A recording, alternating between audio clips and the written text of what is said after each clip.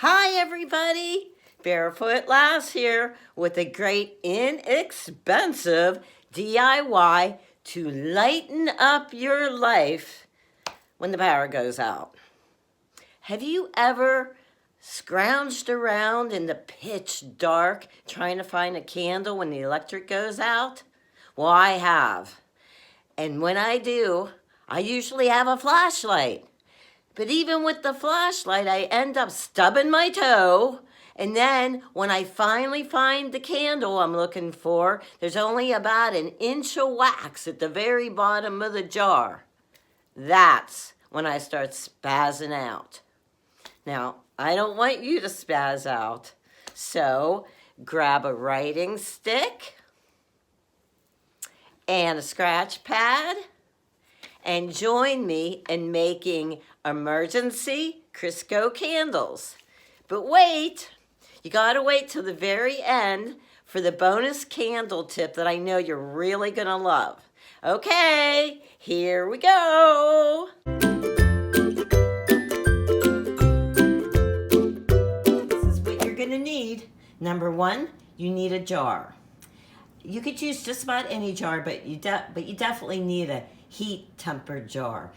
For instance, you could use mason jar, you can use a spaghetti jar, you can use used candle jars, and in a pinch, you could use a tin can. Number two, we need a wick. So for a wick, I like to use the beeswax candles. I really like these because they're all natural and they're a lot easier to make these candles with it. And if you have a smaller jar, you can use a birthday candle. But if you happen to have the little wicks that you can get at craft stores with the little tin thing at the bottom, then what you would do is, I don't have any, so we're just going to use invisible. You would just take your empty jar, set it in the center, and then you would take a pencil and then wrap it around the pencil, the wick, and then when your Crisco is liquid, you would pour it in. And then you always pour like right here, like not above the line of the lip of the jar. Number three, the star of the show, Crisco. If you notice, above the eye is a flame, and that's because when they first made Crisco, they used it for burning. Hey, did you guys ever see that video or videos where they make Crisco candles using the can and they take off the lid and then they put a taper candle in and light it? Oh man, good gravy. Don't even think about doing it. You could burn your house down. I'm not even kidding. It's like so dangerous. Don't do that. Don't even be doing that. Because I guess because in the old days, the Crisco cans were made out of metal. But nowadays, they're made out of cardboard and some kind of silver stuff in this around the sides in the center. Don't even think about it. I mean, please don't do that. Okay, let's get started. I'm going to show you 3 different ways that you can melt this. First way is just fill up a glass measuring cup. Holy moly. Try not to get it on the sides because you don't want it to drip. Now we're going to take it and put it in the microwave. I'm going to put it at 1.5 minutes. And now while it's in there, you have to watch it. You don't want it to get like hot. You still want to have little chunks of the Crisco in there. Okay, I'm gonna check it. Oh yeah. And if you have some chunks left in it, you'll just mix it up until they dissolve. Before we pour our liquid Crisco in our jar, we want to have our wick, our little candle, already measured out. So you put it down like this. I do it upside down. Do it upside down. It makes it a lot easier. Do it upside down. and then right in the center, and kind of measure it from here across, and then just put your little mark with your fingernail. Just cut it with scissors. That way, you put it upside down so your wick is there. So it's all ready. Now the next step is very simple. You just pour in the Crisco. And you want to get it about there. You never want to make it to the top. You could leave it sit here until it gets solid, or you can put it in the refrigerator, or you could put it in the freezer until it gets solid again. Okay, I put that candle into the freezer to get solid. So while we're waiting, I'm gonna show you another way. Here's a tip if the grid goes down and you don't have any candles. You didn't make them. You didn't take the time to do it and be prepared. And you have some Crisco and you have jars. But how are you gonna melt it? Okay, this is what we'll do. We just take the Crisco, put it in the jar. Now the hardest part is, when you do this, you do not want any air bubbles. Here, I'm going to use this little jigger. Okay, this is what I'm going to do. I'm going to press it in. It's kind of hard to get it in the bottom, but just do it as well as you can. I love playing MacGyver and coming up with stuff. Okay, because this is really working well to get most of the air bubbles out. Like I said, it's not going to be perfect, but just using the spoon wasn't hacking it. I think I got it pretty good. Smooth it out.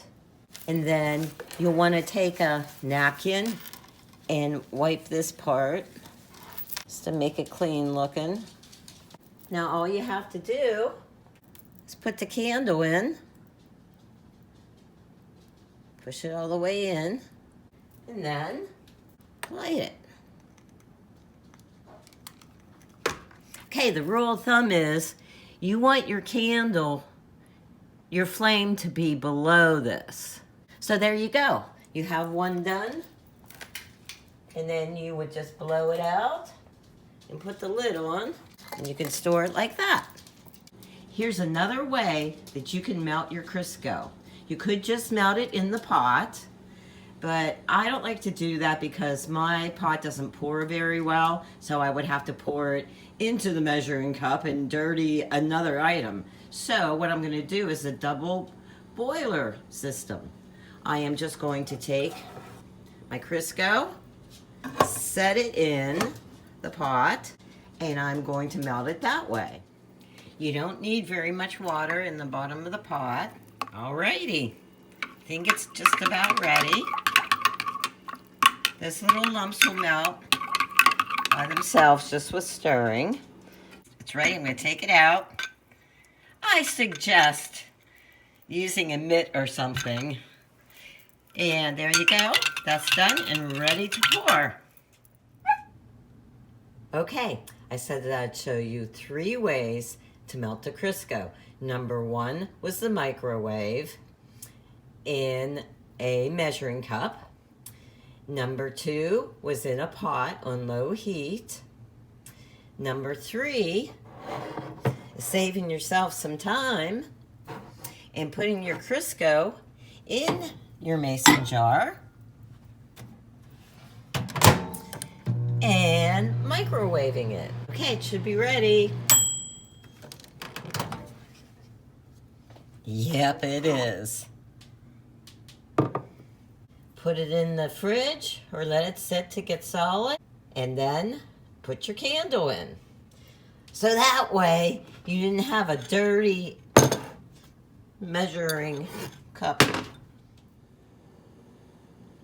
Okay, let's have some fun and get bougie with Crisco. Okay, I have an old candle jar with a lid that I cleaned out, and I melted some Crisco. Now I'm going to add essential oils. You could do lavender, which, man, if the grid's down, you need calming, and lavender will calm you down. And I have citronella. I'm going to do citronella because this is going to be an outdoor sitting on the porch when the grid's down. So I'm going to put, let's see, 1, 2, 3, 4, 5, 6. And you can't use any other scents because you definitely want to use oil. It's really important. So mix that up. Now we'll really get bougie. I have candle liquid dye. Do not use food coloring. You have to use candle stuff. So I'm going to put some of that in there. Ooh, I made it really dark. Now I'm going to pour it in. And remember the rule. Don't fill it up too high. I think, oh look, that was perfect. So now we're going to put that in the freezer or the fridge. And we'll see how that turns out. Here's the finished products. All right, number 1, the votive candle. This was extra wax I had left over, and all I did was to put a little birthday candle in it. I think it's so cute. This one is a little bit bigger, and I used a bigger and thicker birthday candle. This one is the king. I love it. This is going to last hours and hours and days and days and days. Crisco candles last at least 5 times longer than wax candles. Now, I have to tell you this that I found out. As much as I love the beeswax candles, the wicks are really thin. So what I did with this one is I put 3 beeswax candles in to give more light. The thicker the wick, the brighter the light, and the warmer the heat. Okay, this is the one that's the citronella scented one. And this one, I also used a taper candle like this. The same candle that I used for this one. Now, all you have to do is measure it and cut it. And then you can use the bottom part to make another candle. Now, here's a tip. If you see any smoke coming off of your candle, all you do is trim the wick for a smoke-free candle. And that goes for wax and Crisco candles. And whenever you use any kind of candle, make sure you have good ventilation. And you never, ever, ever leave a candle unattended. And I also found out that jars work so much better than cans because they throw more light. There's one thing that I realized. When you put the Crisco candle in the freezer to cool, just leave it in there for about 20 minutes and take it out. Because I forgot about it and I left it in there for an hour or 2. And when I took it out and set it into the heat, there was condensation. And the condensation ended up dripping to the top of the candle. And then since the candle is kind of soft, it's kind of hard to get that water out.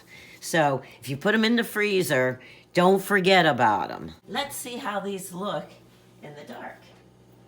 Looking pretty good. Guess what time it is? It's time for the bonus tip. Okay, bonus tip. Now, when you have a candle and you blow it out, see that smoke coming off there? Not good. It gets into the air, and if you have it in the same spot every night and you blow it out, eventually you're going to have a black spot on the top of your ceiling. So what do? This is a wax candle. They actually have a tool to do this. I don't know what the heck the name of it is, but they do have a tool for it. But what I'm going to use is a knife. All you do is just take your knife and go like that. And that's it. No smoke. smoke-free blowing out. Okay, now this is a Crisco candle, and I'm going to do the same thing.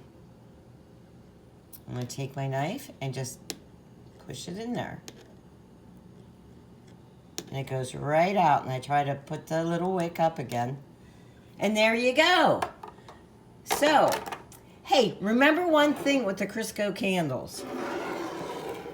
They're emergency candles. You want to get them when you have them all done, put the lids on, and put them away where you know where they are. So you don't have to like finoozle and stub your toe and when you're trying to find them. And they'll all be brand new. Okie dokie, there you go. Thanks everybody for staying till the very end. I really appreciate it. And before you go, could you give me a quick thumbs up? And if you haven't already, subscribe because it's dirt cheap. It's free. It's free to subscribe. And if you could leave me a comment below, I'd appreciate it. Okay, thanks again, guys. I love ya. See ya.